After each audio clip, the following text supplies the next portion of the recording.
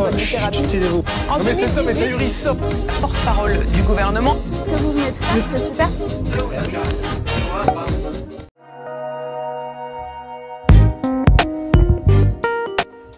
La réouverture de Notre-Dame de Paris, les amis, ça y est, le 7 décembre, cette grande cérémonie tant attendue pour la réouverture de Notre-Dame de Paris, la fin des travaux, qu'on nous a dit, alors des travaux qui ne sont pas terminés. Voilà, bon, chaque chose en son temps. On va y revenir, mais on est très clairement sur une opération de propagande à tous les étages, où l'attention a été fixée sur des choses qui, à mon sens, ne sont absolument pas pertinentes et intéressantes, et les détails les plus forts qui devraient nous inquiéter, mais profondément, et je dis ça sans vouloir mettre de l'huile sur le feu ou quoi, hein, c'est vraiment de voir ce qu'on voit, comme on dit.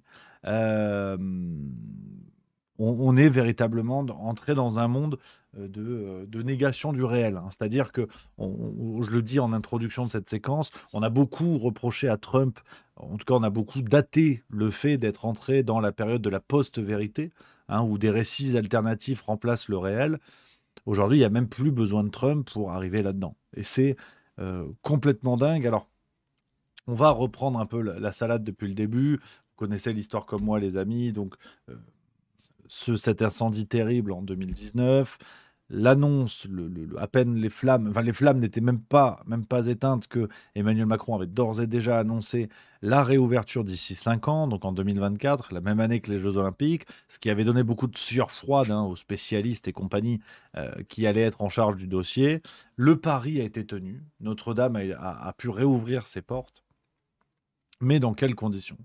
Dans quelles conditions et de quoi ne parle-t-on pas? Où en est la propagande? Où en est la propagande par rapport à tout ça, dans les discours complètement fous? Alors, vous connaissez la maison, les amis. Je sais qu'il y a beaucoup de choses qui peuvent être dites sur Notre-Dame de Paris. Il y a beaucoup de lectures qui sont faites, de grilles de lecture, notamment l'ami Bertrand Scholler, excusez-moi, Bernard. N'importe quoi. Ça lui irait pas en plus. Bertrand, ça lui va bien.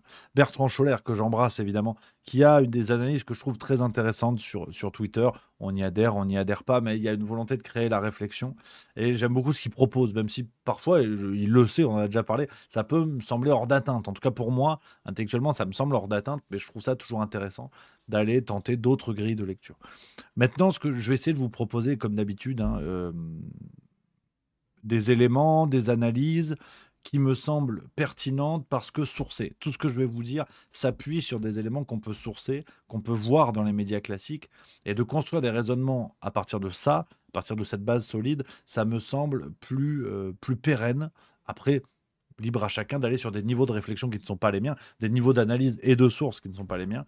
Mais je voulais vraiment partir de, comme d'habitude, ce qu'on nous a dit dans les médias, pour mettre en lumière le fait que nous sommes face à une propagande orientée et qu'aujourd'hui, le grand public adhère à la version qu'on veut bien lui mettre dans le cerveau, alors que tout est sous nos yeux et que c'est... aujourd'hui, on a un niveau assez grandiose, si vous voulez, de détournement des esprits. Donc, le plus important, on va commencer tout de suite avec ça, de toute façon, il n'y a pas de suspense là-dessus. On peut parler de l'incendie, évidemment, on peut parler de l'enquête dont des éléments ont été classés secret défense, une enquête pour laquelle, à mon avis, nous n'aurons jamais la réponse. Pour ça, je vous renvoie vers une première vidéo que j'avais faite sur cette question-là, les amis, elle est là. Notre-Dame de Paris, l'enquête interdite, vous pouvez taper ça sur YouTube. Je vous mets le lien dans le chat si vous voulez rattraper le dossier, pour pas être redondant avec cette vidéo, si vous l'avez déjà vue, où j'avais tenté de mener une enquête, hein, avec Marie. On avait travaillé sur une enquête, notamment sur l'incendie, essentiellement sur l'incendie, un incendie qui encore aujourd'hui semble incompréhensible. On va être très clair. Je passe rapidement dessus parce que je vous renvoie vers cette vidéo que j'avais faite si vous voulez avoir plus d'éléments sur l'incendie. Là, je vais vraiment me concentrer sur la cérémonie d'ouverture. Cet incendie qui ne peut pas être naturel. On va être très clair, on va aller très vite, mettre les pieds dans le plat, ça ne peut pas être naturel. Il y a eu des démonstrations plus ou moins fragiles de gens qui tentaient de mettre le feu à des vieilles poutres, c'est plus ou moins pertinent, mais de toute façon, quand vous écoutez la parole de certains spécialistes, notamment un certain Didier Rickner, sauf erreur, qui a évoqué ça, cet incendie ne peut pas être naturel. Après, on parle parfois d'un gel qui aurait pu être mis sur les poutres, une sorte de traitement contre des insectes, sauf erreur. qui aurait pu être un accélérateur de flamme. Tout est possible, on est chez Juste Mieux, vous connaissez la maison. Je ne dis pas que je connais précisément une piste et que je la valide faute de preuves. Je dis juste que la thèse du mégot ne tient pas. C'est impossible. Et à la rigueur, qu'on le démontre. Qu'on le démontre et que l'enquête soit faite. Parce qu'aujourd'hui, si vous voulez, quand je vous parle d'éléments médiatiques mainstream et reconnus pour comprendre que tout cela est déjà fou, je vous parle notamment de ça, de cette enquête. Aujourd'hui, on peut, avec un poil de cul, remonter l'ADN de votre famille sur 33 générations. Par contre, un incendie de l'ampleur de Notre-Dame de Paris, on ne sait pas. C'est un mégot de cigarette.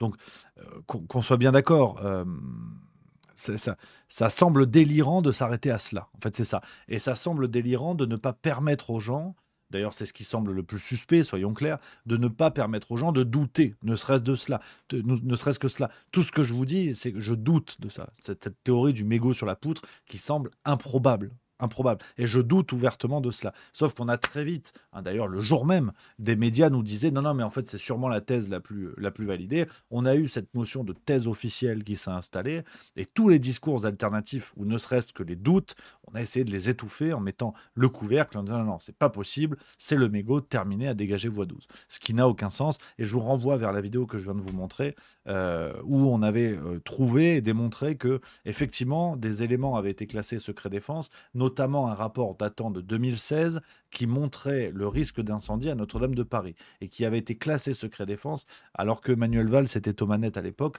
et que ce dossier aurait pu et aurait dû être rendu public pour alerter justement sur l'incendie. Je vous raconte pas la vidéo, je vous renvoie vers elle si vous voulez regarder. Le lien est dans le chat et je vous l'ai montré, vous tapez ce qu'il y a pour YouTube. Mais venons à la cérémonie d'ouverture, où là encore, les éléments sortis dans les médias suffisent à comprendre l'ampleur et la gravité de ce que nous avons eu sous les yeux. D'abord, cette histoire du discours d'Emmanuel Macron, qui pour moi est l'élément le plus important, le plus crucial. Et en fait, le reste n'est que bavardage, sincèrement. On rappelle l'histoire, Emmanuel Macron, donc dès mai 2024, si je ne dis pas de bêtises, je suis en train de travailler dessus à l'écrit, donc je vais vous retrouver l'article. Voilà. Dès le 21 mai 2024, je vais vous montrer l'article, le Canard enchaîné révèle qu'Emmanuel Macron a cette idée-là derrière la tête. Voilà. Vous avez cet article du Canard enchaîné, le 21 mai 2024, qui nous explique que le président a une idée en tête, faire un discours à l'intérieur de la cathédrale. Donc si vous voulez, je ne suis pas policier, je ne suis pas enquêteur, mais c'est ce qu'on appelle une préméditation. On est d'accord? L'idée est claire dans l'esprit d'Emmanuel Macron. Le Canard enchaîné le révèle plus de 6 mois avant. Emmanuel Macron veut faire un discours dans la cathédrale. L'affaire va être un petit peu oubliée, on va passer à autre chose, et ça va revenir début novembre. Début novembre, on va reparler de cela, avec là, cette fois, des personnalités qui vont réagir et dire que ça n'est pas possible pour une raison tout à fait légère, c'est que aucun chef d'État français ne l'a fait avant lui. D'entrer dans Notre-Dame de Paris, oui, mais d'y faire un discours, non. Pour une raison simple, c'est que dans un édifice religieux, seule la parole de Dieu compte et que l'homme vient s'humilier devant la parole de Dieu et qu'il ne peut pas parler d'égal à égal. Vous avez les représentants de Dieu, le staff technique, le prêtre, les papes, qui tu veux. Eux, d'accord, ils ont le badge pour parler, mais n'importe qui d'autre ne peut pas. Et encore moins une personnalité politique. Louis XVI ne l'a pas fait. Napoléon Bonaparte, qui s'est quand même couronné tout seul. Donc, tu veux, en termes de bollocks, Napoléon, c'est pas le plus sot du secteur. Bon, Napoléon, il est allé à Notre-Dame, il a fermé sa gueule. Le général de Gaulle ne l'a pas fait. On peut faire un petit point Godwin si vous voulez. Hitler ne l'avait pas fait, ni en France, ni en Allemagne. Donc, on ne se rend pas compte de la portée symbolique de ce qu'a fait Emmanuel Macron. Mais c'est tout à fait cohérent. Dans un pays, quand même, comme disait Malraux, le XXIe siècle sera spirituel ou ne sera pas, je ne sais pas si c'est connerie, je sais pas si c'est exactement la bonne phrase, sera religieux ou ne sera pas, excusez-moi, j'avais un doute, sera religieux ou ne sera pas, il n'est pas étonnant, si vous voulez, qu'on ne réagisse pas trop à cette affaire-là. Mais je le rappelle vraiment, les amis, parce que, et je vous dis ça, c'est une question personnelle qui ne regarde que moi, comme tout croyant, mais je vous dis ça en n'étant pas chrétien, ni catholique. Donc, je dis ça en tant que citoyen, si vous voulez. Je dis ça en tant que citoyen. Et donc, on ne se rend pas compte de la portée historique et symbolique de ce qu'a fait Emmanuel Macron. Parce que justement, nous avons perdu le contact avec le spirituel et la religion, quelle que soit la religion des uns des autres. Ça n'est pas le sujet. Parce que les catholiques de France ne réagissent pas trop à cela. Est-ce que Emmanuel Macron a fait un discours à la Grande Mosquée de France ou à la Grande Synagogue avec cette portée-là, avec cette symbolique-là et avec cette volonté-là? C'est-à-dire que c'est un projet qui est mûrement réfléchi. Et c'est tellement mûrement réfléchi qu'Emmanuel Macron a forcé jusqu'au bout. Parce que je vous l'ai dit, il y a cette révélation du canard enchaîné en mai, l'affaire disparaît un petit peu, ça revient en novembre, l'Élysée va s'en saisir parce que la grogne monte et les gens disent que non, ça n'est pas possible qu'Emmanuel Macron fasse ce discours-là. Et l'Élysée va dire, début novembre, non, non, vous inquiétez pas, c'est tout bon. Finalement, il va faire un discours sur le parvis de Notre-Dame. Ça, c'était le 13 novembre. Le 14 novembre, vous avez l'Opinion qui va nous révéler ceci. Je vais vous montrer l'article. L'Opinion qui va nous révéler, et l'article porte très bien son nom, l'astuce de Macron. L'astuce de Macron pour faire un discours à Notre-Dame. C'est-à-dire, l'Élysée dit le 13 novembre, non. Non, vous inquiétez pas, on a bien compris que ça se fait pas, il va le faire sur le parvis.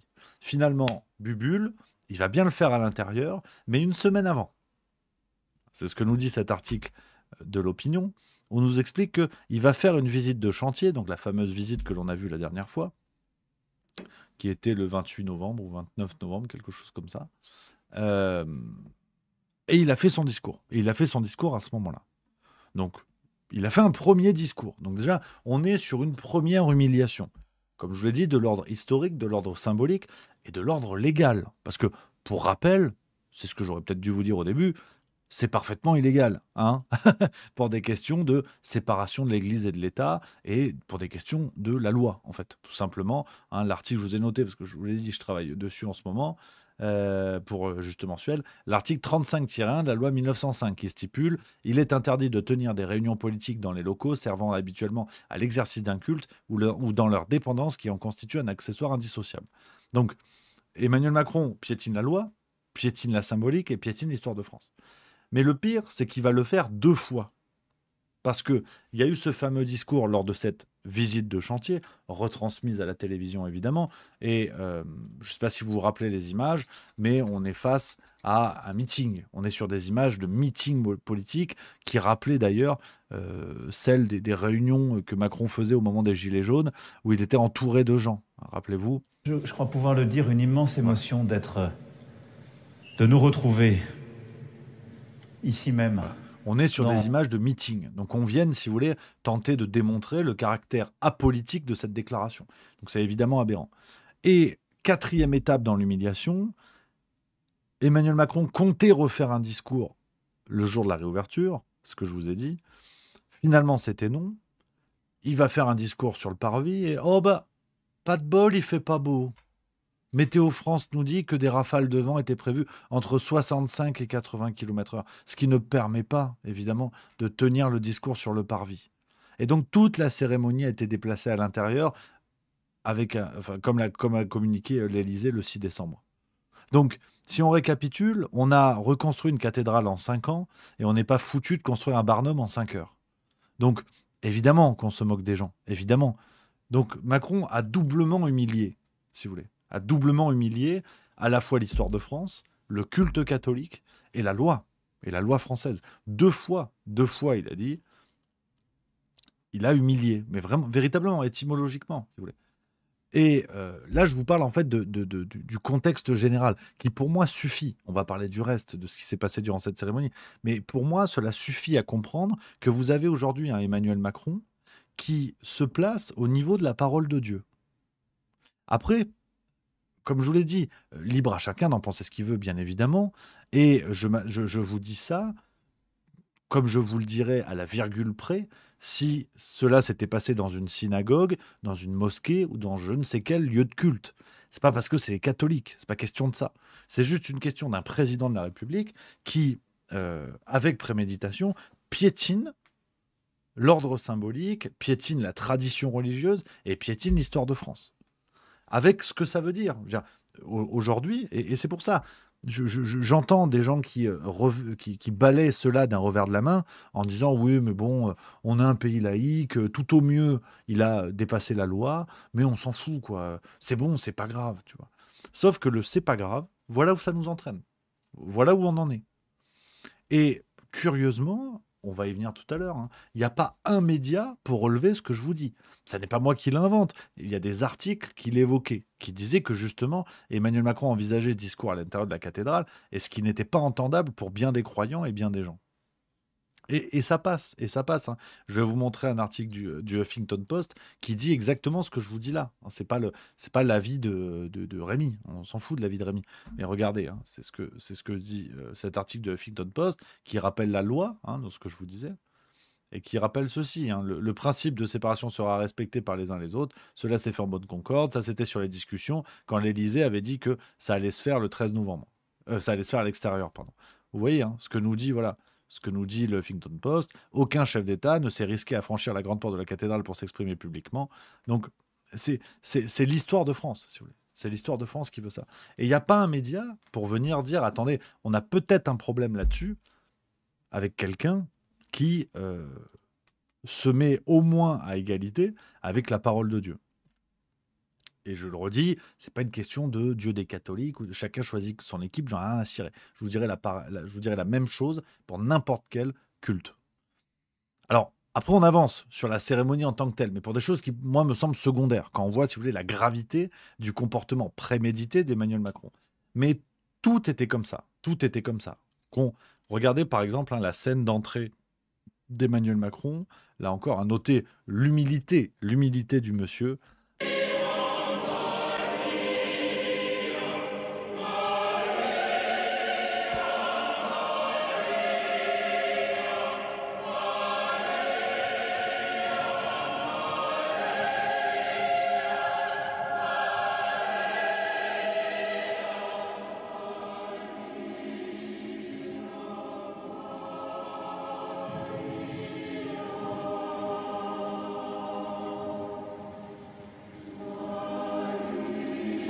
Voilà, donc absolument rien ne va. Absolument rien ne va. On a une entrée digne d'un sacre, digne d'un mariage royal.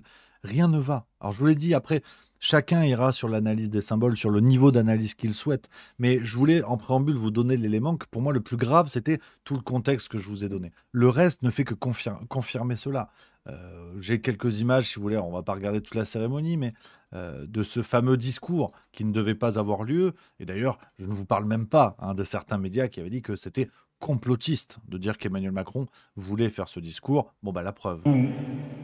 Avant que ne commence la liturgie, pour vous dire la gratitude de la nation française. Gratitude à l'égard de tous ceux qui ont sauvé, aidé et rebâti Notre-Dame de Paris. Voilà, ce fameux discours qui ne devait pas avoir lieu, qui est bel et bien là. Je vous parlais tout à l'heure d'humiliation qui est allée au bout. On peut parler de niveau de symbole. Hein. Par exemple, pêle-mêle, il y a eu beaucoup de choses, hein, vous vous en doutez. On va dire, sur le premier niveau, vous avez par exemple Brigitte Macron hein, qui déboule en mini-jupe au-dessus du genou. Tu vois. Alors, là encore, mon but n'est pas de jouer à la grenouille de bénitier et de vous dire « Ah mon Dieu, c'est terrible qu'un éclair s'abatte sur elle », mais il y a le respect des lieux de culte, tout comme si vous rentrez dans une mosquée, une femme va se couvrir la tête. Si vous rentrez dans une église, on ne rentre pas les épaules découvertes, on ne rentre pas avec un vêtement au-dessus du genou, aussi bien pour les hommes que pour les femmes. Donc si vous voulez, on y viendra dans l'analyse que j'essaierai de vous proposer. C'est une sorte de respect lié à ces codes spirituels. Et j'y viendrai un peu plus en détail là-dessus un peu plus tard. Donc Brigitte Macron, voilà où on en est, si vous voulez. C'est une humiliation à tous les niveaux, avec un couple présidentiel d'apparence royale qui n'en a rien à foutre et qui le démontre. Vous avez Brigitte Macron qui reçoit la communion, regardez, alors qu'elle a été divorcée. Culte catholique, c'est comme ça, une femme divorcée ne peut pas recevoir derrière la communion. Après, c'est pas moi qui fixe les règles du jeu, comme au foot, quand il y a hors-jeu, là, il n'y a pas de communion. Je vous dis ça, c'est comme ça. Vous avez, dans les autres moments à la fois délirants, mais à la fois, je ne sais même pas si c'est symbolique. On a eu alors les vêtements qui ont été choisis pour, pour, euh, pour le staff technique de l'église. On a des trucs délirants, hein, dessinés par Jean-Charles de Castelbajac. Bon, ça, voilà, ça fait partie des symboles, si vous voulez, pour moi. Bon, voilà. On a eu ce morceau d'orgue, hein, qui restera dans les annales.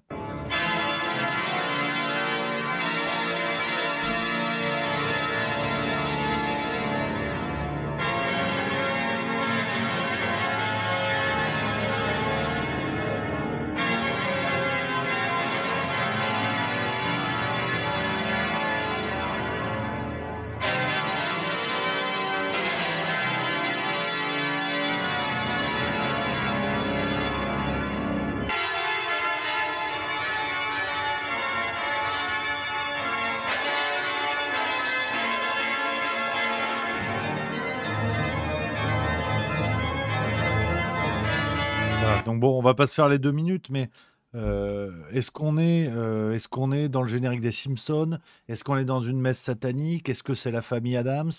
Est-ce que c'était une impro qui a foiré parce qu'au départ le mec est saxophoniste, il a été prévu une demi-heure avant qu'il fallait faire de l'orgue. C'est évidemment dégueulasse. Enfin, j'ai pour l'instant trouvé personne qui m'ait dit que c'était joli, enfin, qu'il avait trouvé ça joli. L'art est subjectif, bien évidemment. Là, j'ai jamais trouvé quelqu'un pour l'instant qui m'a dit ça. Et puis, la question qui m'interroge le plus, qui est le compositeur de cette merde? Je sais pas vous, hein, est-ce que quelqu'un a entendu parler du compositeur de cette musique? Donc c'est un truc qui sort de nulle part et qui, je vous le disais, chacun son niveau de lecture, mais effectivement nous amène dans des univers qui ne sont pas l'univers de l'orgue que l'on peut entendre dans les églises ou des musiques religieuses que l'on entend dans le culte chrétien. Là, on est dans un univers beaucoup plus noir, qui évoque, ne serait-ce que on va dire les références collectives. Là, on est plutôt dans une messe noire, on est plutôt dans quelque chose qui fait peur. On est très loin de l'univers lumineux de la religion. Donc, là encore, c'est délirant. Et je le redis, chacun son niveau d'analyse. Moi, quand je vois en fait tout ce qui se passe, je suis prêt à écouter tous les niveaux d'analyse. Et je pense qu'il ne faut pas se fermer de porte. On y viendra parce que c'est tout le sujet et toute la force des symboles. C'est qu'on doit les entendre parce que les gens que nous avons en face de nous font très attention aux symboles. Donc, voilà, pour cette humiliation qui va jusqu'au bout, si vous voulez, rien ne va, hein. On a déguisé le staff technique de Notre-Dame, l'archevêque de Paris et compagnie, on les a déguisés en Google, tu sais pas, en Google Chrome, tu sais pas. Enfin, vous avez vu les photos comme moi, on va pas passer 3 heures là-dessus. Alors après, on a parlé de beaucoup de choses qui sont pour moi, si vous voulez, des anti-symboles où je pense qu'on s'en fout, mais je vous partage mon point de vue là-dessus, pour essayer d'être complet, en tout cas, sur ce qui s'est passé.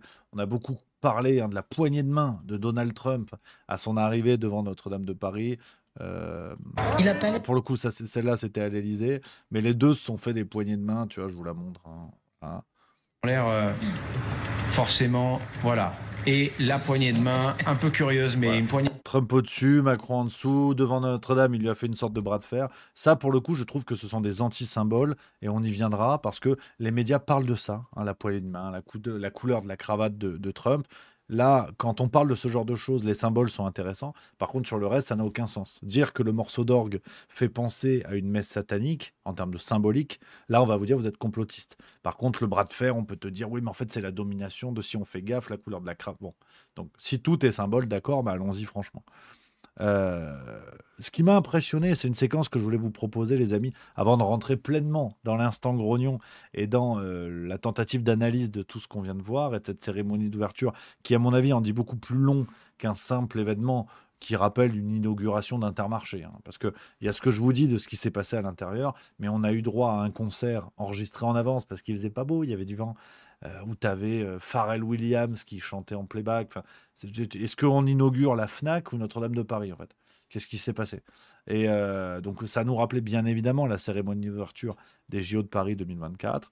Mais ce qui m'a étonné, et avant de vous donner mon analyse, c'est que ça n'est pas du tout celle, par rapport à tout ce que je viens de vous dire, de Philippe de Villiers. Philippe de Villiers, alors croyant reconnu, grand passionné d'histoire, passionnant dans ses récits, parfois ses ouvrages, le patron du Puy du Fou, donc rien que pour ça, chapeau l'artiste. Et je voulais vous montrer son analyse, c'était sur Europe 1 il y a une dizaine de jours, parce que j'étais estomaqué. Et lui ne voit absolument pas le souci avec Emmanuel Macron. Et ça lui est indifférent, non seulement ça, mais il pense que notre destin, c'est le multiculturalisme. Christianisme, islam. Ah merde, attendez, c'est là. Il avait Philippe, qu'est-ce que vous avez ressenti en voyant le président dans la nef, entouré de tous les artisans, de tous les gens qui ont œuvré à cette reconstruction? Avant de voir la scène, j'étais réticent. Parce que, connaissant l'histoire de Notre-Dame, je sais que aucun chef d'État n'a jamais parlé dans la nef. Aucun. Saint-Louis, quand il a apporté la couronne d'épines, il était au premier rang, mais il n'a pas parlé. Louis XIV, quand il est venu pour bénir la cloche de son épouse Marie-Thérèse, il était au premier rang, il a fait donner les grandes orgues, mais il n'a pas parlé en remerciant les fondeurs de cloches. Non, le seul moment où il y a eu une parole publique dans Notre-Dame, c'est le procureur général de la commune de Paris, Chaumette. La cathédrale Notre-Dame de Paris avait été transformée par la Révolution en fête de la raison, en église de la raison. Donc une théophilanthropie, Reveillère les Paux, l'être suprême de Robespierre, etc. Donc Notre-Dame a toujours exercé une fascination sur les hommes publics. Mais là, je vais vous surprendre. J'ai trouvé ça bien. Et j'ai trouvé ça juste. Et je vais vous expliquer pourquoi. Le 15 avril 2019, c'est bien ça, c'est la date de l'incendie. J'étais chez moi devant ma télévision et je sens tout de suite l'ampleur des dégâts à venir. À l'époque, j'avais des bonnes relations avec Emmanuel Macron et Brigitte Macron. Et j'appelle Brigitte et je lui dis il faut foncer tout de suite. Saint-Louis aurait quitté le Louvre, il serait déjà sur le parvis. Elle me dit vous avez raison, je transmets. Bon, c'est pas moi qui l'ai décidé, il l'a pensé tout seul, mais bon quand même, voilà. Et pourquoi je vous raconte ça pour la suite? C'est que moi je suis témoin de ce qu'il a fait, de ce qu'il a dit. On s'est rappelé à minuit. Et je lui ai dit, c'était magnifique, votre mot improvisé, Emmanuel, parfait. Maintenant, il faut reconstruire. Elle me dit, oui, j'annonce demain, dans 5 ans, c'est construit, c'est reconstruit. Il m'a dit ça, le 15 avril, et il l'a fait. Donc, un homme politique, quel qu'il soit, quels que soient ses défauts par ailleurs, qui dit ce qu'il fait avec une loi spéciale, comme le soutenait Louis Dragnel tout à l'heure avec beaucoup de justesse, il l'a fait. Il a fait quelque chose. Et ce matin, j'entendais Pascal Praud qui disait, si ça se trouve, il y a que ça. Donc l'analyse de Philippe de Villiers, que j'aime beaucoup par moment, mais bon, c'est vrai qu'il met des plombs à dire ce qu'il dit aussi. C'est vrai que, tu vois, là, on a vieilli. Ça fait quand même 9 jours qu'on a commencé la séquence, mais c'est pas grave, c'est pas grave. Donc, qui explique que Macron a fait ce qu'il a dit. Voilà. Donc, en fait, tout va bien. Même Philippe de Villiers, d'apparence croyant, d'apparence défenseur du monde catholique, bon, on se pose quand même des questions. On se pose des questions. Donc, on arrive, les amis, à l'analyse que je voulais vous proposer parce que on est à des niveaux de problèmes qui sont gravissimes et très apparents. C'est ce qui est fou dans la situation qu'on vit avec Notre-Dame de Paris, c'est que on est vraiment dans un niveau de propagande extraordinaire. Donc déjà, si on analyse un peu toutes les ficelles médiatiques, pour vous expliquer que ce que je vous dis est sous nos yeux, il n'y a pas... je ne vais pas vous sortir des grands raisonnements sur des trucs de société occulte, de machin, qui se valent peut-être, qui s'entendent peut-être. En tout cas, ça n'est pas ma manière de travailler, ça n'est pas les discours que je tiens habituellement. Je vous renvoie vers plein d'autres gens qui le font très bien et beaucoup mieux. Mais déjà, le premier niveau de mensonge, il y en a plein. Il y a un des niveaux de mensonge que je trouve assez passionnant, c'est de dire la réouverture de Notre-Dame, ça y est, en 5 ans, Macron l'a fait. En fait, les travaux ne sont pas finis, si jamais. Les travaux ne sont absolument pas finis. C'est déjà un premier niveau de mensonge. Pas de mensonge, c'est pas un mensonge. C'est juste une manipulation de la vérité. Je ne sais pas si vous étiez au courant, mais les travaux vont continuer jusqu'à 2030. Alors, certes, je vous montre un article de BFM TV qui parle de ça.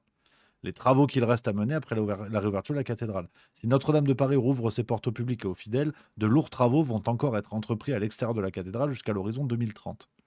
Donc, on est d'accord qu'il y a une partie de renouvellement, hein, il y a une partie de restauration de la cathédrale qui, de toute façon, même sans l'incendie, aurait encore été faite. Mais il y a aussi encore aujourd'hui des échafaudages extérieurs qui sont liés à l'incendie. Donc les travaux ne sont pas finis. Déjà, c'est un détail, mais c'est important de rappeler pour vous dire en fait le marasme médiatique dans lequel on baigne qui ne veut absolument rien dire. Le deuxième niveau, et tous les médias sans exception. Alors là, tous les médias mainstream que j'ai passés au peigne fin, tous vous disent Macron a tenu parole. Ah bah oui, en fait, il y allait tout seul avec ses petites mains et son gros burin, et c'est lui qui a fait tout seul tout ça en 5 ans. Enfin, c'est délirant. C'est-à-dire que d'un côté, on nous explique, et c'est ce que dit Philippe de Villiers, que son discours à l'intérieur se tenait parce qu'il a remercié tous les artisans, et à juste titre. Mais de l'autre côté, vous avez tous les médias qui utilisent le même élément de langage en disant Macron a tenu parole, il a fait ce qu'il a dit. Il a fait quoi en fait ? Il a utilisé des moyens publics qu'il a fait coordonner par des gens qui n'étaient pas lui, en l'occurrence le général Georgelin, aujourd'hui décédé, mystérieusement décédé également. Et puis, les travaux sont arrivés à leur terme. Et encore, les travaux ne sont pas finis. Donc, sa parole a été tenue, mais il n'a rien fait. C'est complètement délirant. C'est complètement délirant. Et tout est comme ça, si vous voulez. Déjà, les grandes lignes, tout est comme ça. Et après, vous avez cette cérémonie, donc avec ce que je vous expliquais, les antécédents qui pour moi sont gravissimes, mais ça n'est que mon avis. Pour moi, ces antécédents qui montrent un président de la République qui se veut l'égal de Dieu dans un lieu de culte, donc il outrepasse la loi, il outrepasse les symboles et il outrepasse l'histoire de France. Et là, ce qui m'a passionné, c'est le silence médiatique sur la rupture complète avec la laïcité. On est d'accord, on n'est pas d'accord, c'est pas le sujet. Mais quand on installe des crèches dans les mairies, vous avez tous les certains représentants de gauche qui viennent chialer dans les médias. Vous avez des journalistes qui expliquent « c'est scandaleux, une crèche dans une mairie », mais vous vous rendez compte quasiment la Troisième Guerre mondiale. Et là, le président de la République qui outrepasse complètement la loi de 1905, il n'y a personne qui moufte. Personne. Donc, je sais que c'est une phrase un petit peu redondante et répétitive, mais on nous prend évidemment pour des bœufs. On nous prend évidemment pour des abrutis. C'est-à-dire que la laïcité, quand c'est une crèche dans la mairie de Cugnot-la-Poule, 402 habitants, là c'est un drame qui peut faire s'effondrer la République française. Et par contre, quand c'est un président de la République qui fait un discours dans une église, un discours d'apparence et de contenu politique pour expliquer qu'il a bien tenu sa promesse, là il n'y a pas de problème. Donc, c'est évidemment n'importe quoi. Cette question de laïcité, comme elle est traitée dans les médias, je dis bien comme elle est traitée dans les médias, c'est absolument délirant. Et on a bien la preuve que nos médias ne sont ni plus ni moins que des porte-voix à caractère prostitutionnel et qui suivent une ligne qui n'a plus aucun sens. Là, il n'y a personne pour moufter. Cette bonne vieille Sandrine Rousseau, qui, on dit souvent les bouffeurs de curés, pour caractériser les gens de gauche, voire d'extrême gauche, qui ont un problème avec la religion. Et bien là, tu te retrouves avec Sandrine Rousseau, regarde, elle est impeccable. Ça vient à Notre-Dame de Paris sans aucun problème. Alors que demain, il y a une crèche dans une mairie, et elle va nous expliquer que c'est le début de la Troisième Guerre mondiale. Donc, on est vraiment face à du double standard permanent. On peut analyser tous ces discours-là avec des termes un peu plus techniques, mais c'est l'usage du double standard permanent de sorte à rendre les gens fous, les gens complètement fous. Alors après, comme je vous l'ai dit tout à l'heure, ça fait déjà plusieurs fois, et pour être très clair, on peut aller vers des niveaux d'analyse qui, pour moi, ont toute leur importance. On peut parler de cet hôtel, le nouvel hôtel qui a été installé dans Notre-Dame de Paris, qui rappelle bien plus un hôtel franc-maçon qu'un hôtel classique dans une église ou une cathédrale. On peut parler du sol à damier noir et blanc. Normalement, c'est un sol à losange. Là, on est bien sur des carrés, comme les sols dans les temples de franc-maçonnerie. On peut parler de tout ça. Je ne vous dis pas que c'est vrai, je ne vous dis pas que c'est faux. Je dis juste que il y a énormément de symboles auxquels font attention nos gens de pouvoir. Et c'est normal, dans un lieu symbolique, il y a des symboles. C'est con, mais c'est comme ça. Donc, faisons attention à ces symboles. Et je pense qu'il y a des messages assez clairs, je vous le disais, sur la tenue de Brigitte Macron. Vous vous doutez bien que j'en ai absolument rien à foutre de la tenue de Brigitte Macron. Sauf que pour des gens qui se prétendent religieux concernés par le sort de Notre-Dame, Brigitte Macron sait très bien ce qu'elle fait en arrivant avec une jupe bien au-dessus du genou. Elle le sait très bien. Donc, il faut se pencher sur ça. Il faut vraiment être assez clair là-dessus, en compilant les éléments acceptés et acceptables qui ont été relayés par nos propres médias. Et après, libre à chacun d'en tirer ses conclusions. On se rappelle quand même que quand on regarde un peu le passif entre Emmanuel Macron et la question de la spiritualité, on a quelqu'un dont le parcours, en tout cas, interroge. Rappelez-vous cette séquence d'un interview d'Emmanuel Macron. C'était pour un journal britannique, sauf erreur. Le Financial Times. Regardez ce qu'il nous disait. Je crois que notre génération doit savoir que la bête de l'événement est là. Et elle arrive. Voilà. La bête de l'événement. Un interview d'Emmanuel Macron au Financial Times. Donc, j'aimerais que ce soit une vidéo générée par IA. Vous pouvez trouver l'article en anglais original où il y a cette citation. Donc, si vous voulez, je suis passionné par la spiritualité, mais je ne suis pas spirituel moi-même. Je n'ai pas choisi mon équipe. Voilà, c'est comme ça. C'est une question qui est personnelle, comme tout le monde. Je vous le dis, que ce soit clair. J'adore la question de la spiritualité, ça me passionne, mais je n'ai pas encore ma licence à un club, que c'est l'islam, les cathos, les juifs, j'en sais rien, on verra le club que j'ai envie de choisir. Mais qu'importe, sur ces questions-là que je trouve passionnantes, Emmanuel Macron a un rapport très intéressant. Cette déclaration de la bête de l'événement, qui peut venir dire « Non, mais c'est anodin, il a dit ça comme ça ». Donc en fait, il dit n'importe quoi. Et ça, c'était très tôt. On est en 2017 à ce moment-là. Si je dis pas de bêtises, je vérifie juste. On est en 2020, pardon. On est en 2020. Donc c'est même pas avant la fin de son premier mandat. Donc on a cette question, cette déclaration-là. On rappelle également qu'Emmanuel Macron est quelqu'un. Il y a plusieurs articles. Je peux vous retrouver. Je vais vous montrer l'article dont je vous parle, qui est un article du Figaro qui racontait ça. Bougez pas. Attendez, où est-ce que j'ai mis ça? D'un article du Figaro qui raconte le baptême d'Emmanuel Macron alors qu'il avait 13 ans contre l'avis de son propre père. Je vais vous montrer ça. Oh.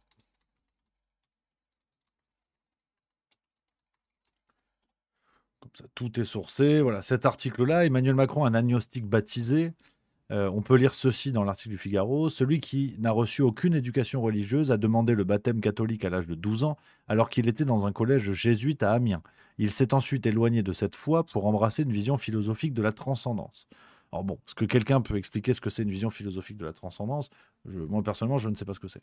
Mais c'est passionnant. Vraiment, je vous invite à creuser les déclarations, le rapport d'Emmanuel Macron avec les questions liées à la croyance et à la spiritualité, qui sont des choses différentes, je sais, pour certaines personnes qui ont des réflexions sur ces questions-là. Mais pour aller vite, je trouve ça assez passionnant. Donc, rien n'est laissé au hasard. Bien évidemment que rien n'est laissé au hasard.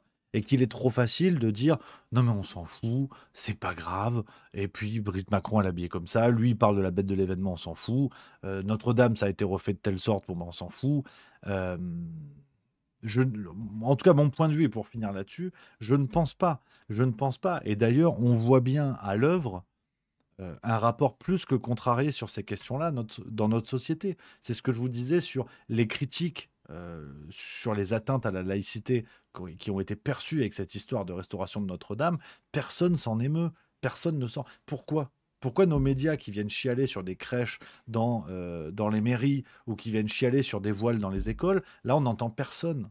On n'entend personne sur le président de la République faire un discours dans Notre-Dame.